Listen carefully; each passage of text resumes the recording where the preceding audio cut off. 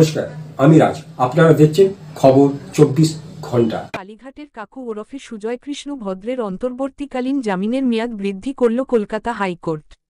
April মাসের শেষ পর্যন্ত এই জামিনের আর্জি মঞ্জুর করেছেন বিচারপতি অরিজিৎ বন্দ্যোপাধ্যায়ের ডিভিশন বেঞ্চ। এপ্রিল মাসের 22 তারিখ এই মামলার পরবর্তী শুনানি। এই মামলার শুনানিতে কেন্দ্রীয় বাহিনীকে নিয়ে বিস্তর অভিযোগ করেছিলেন কালীঘাটের কাকুর আইনজীবী সব্যসাচী বন্দ্যোপাধ্যায়। জানিয়েছিলেন 24 ঘণ্টা এসি চালিয়ে বসে থাকছে বাহিনী, তাছাড়া বাড়ির শৌচালয়ও ব্যবহার করছে তারা, এতে আপত্তি রয়েছে তার মক্কেলের।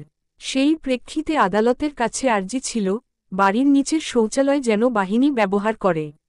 এই পরিপ্রেক্ষিতে আদালত জানিয়েছে রক্ষীকে গেটের বাইরে থাকতে হবে, বাড়ির বাইরেই অস্থায়ীভাবে থাকবেন তারা। গরমে তাদের জন্য পাখার ব্যবস্থাও করতে হবে, বাড়ির বাইরে ত্রিপল টাঙিয়ে বসার জায়গা রাখতে হবে। এদিকে কালীঘাটের কাকুর বাড়িতে চিকিৎসক, আত্মীয়, ব্যাংকের একজন আসার অনুমতি দিয়েছে হাইকোর্টের অরিজিৎ বন্দ্যোপাধ্যায় এবং অপূর্ব সিংহ রায়ের ডিভিশন।